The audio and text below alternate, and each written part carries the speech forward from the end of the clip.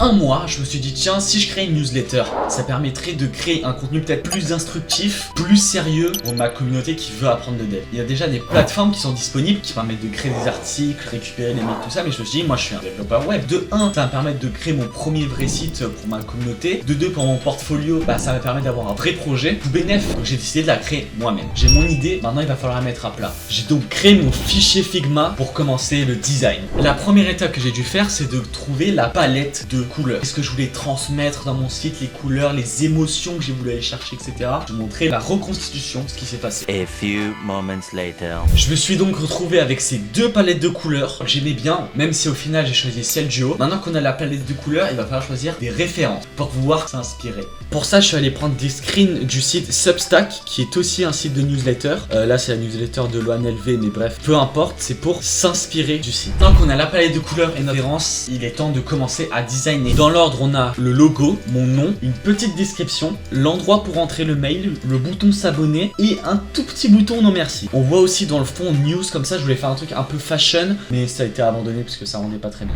Dans Substack, on voit qu'il y a 3 pages: Home, Archive et About. Home, c'est la page d'accueil. Archive, c'est pour voir tous les anciens posts. Et About, c'est juste une petite description de qu'est-ce que c'est un newsletter, pourquoi, etc. Et bah du coup, pour notre site, on va faire exactement pareil. On se retrouve donc avec le header, Nable Dev Newsletter, accueil, All News et About. Je viens de remarquer d'ailleurs que c'est à moitié français et à moitié anglais. Voilà, parce qu'on vise international, mais pas trop non plus. On reste fidèle à nos sources. Ok, donc j'ai mon header. Maintenant, il faut créer les différentes pages.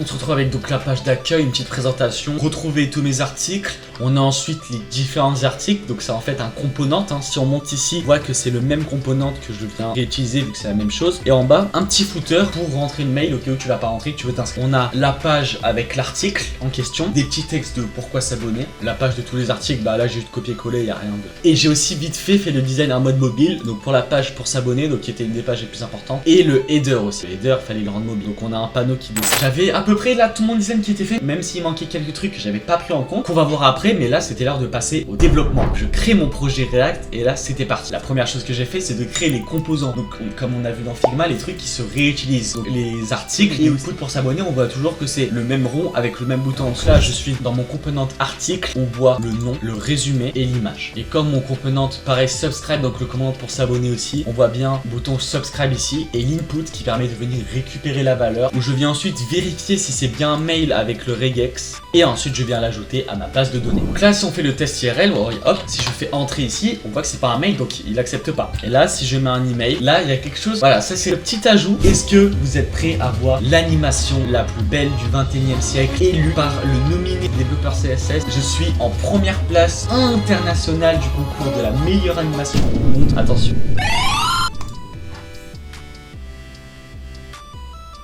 Et oui.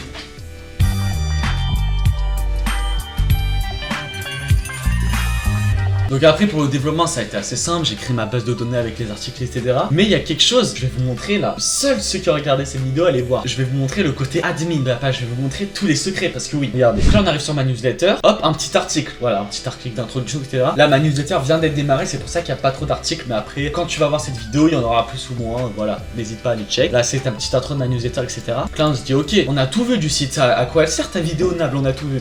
Si on descend tout en bas, connexion, il y a un espace réservé aux admins, ok, et qu'est-ce qui se passe quand je me connecte? Il y a plus d'articles, imagine. Pourquoi? Parce que dans la base de données, j'ai créé quelque chose qui s'appelle public. Donc c'est un booléen, true ou false. Vous, là, ce que j'affiche, c'est seulement les articles dont je mets public est égal à true que j'accepte que vous voyez. Mais en back derrière, il y a des articles cachés. Et ça, vous pouvez pas les voir. Parce que c'est ici que je viens ajouter les articles que je viens les écrire. Si on arrive là, hop, on arrive dans la modification du mail, dans la modification de l'article. Ici, j'ai un bouton pour voir en mode normal ou alors venir éditer. Là, je peux venir écrire, hop, hop, hop, hop, hop, je peux venir écrire. Je peux venir sauvegarder, je peux venir envoyer les emails, donc le principe de la newsletter, je peux venir envoyer et je peux subs, ça c'est, j'explique pas, ça c'est un truc secret, c'est en travail les gars.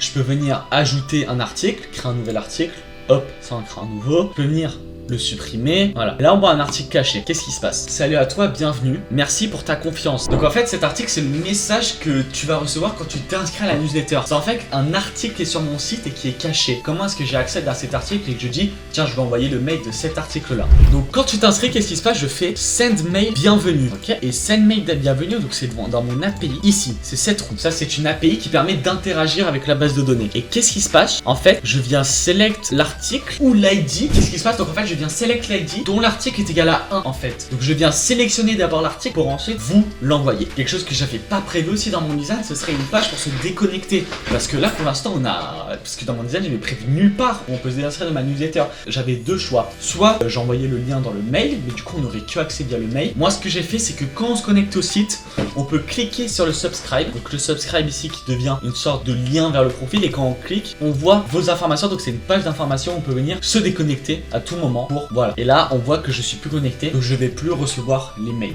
Mais qu'est-ce qu'on retrouve concrètement dans ma newsletter? On va retrouver des articles sur le dev web, des astuces, les conseils, ce que j'ai pu traverser. Je vais aussi là-bas envoyer des liens vers des tutoriels qui vont se retrouver sur mon serveur Discord en description. N'hésitez pas à les check. Je vais faire des cours HTML, CSS. Normalement il y en aura au moins une fois par semaine, et je vais enregistrer les streams que je vais faire sur mon Discord, et le lien sera seulement accessible sur cette newsletter. Tu cherches à apprendre le dev web, c'est là-bas que ça se passe, et tu auras des cours complètement gratuits où je revois vraiment tout de zéro, donc n'hésite pas. Et hormis tout ça, c'est un moyen bien évidemment de me soutenir, et surtout tu auras accès aux informations pour mes futurs projets, puisque bien évidemment c'est que le début les gars. Ensuite ça va amener vers quelque chose de beaucoup plus grand, mais ça, je veux dire pour moi, je vais pas dire. Sur ce, j'espère que la vidéo t'a plu, et moi je te dis à la prochaine pour un prochain site.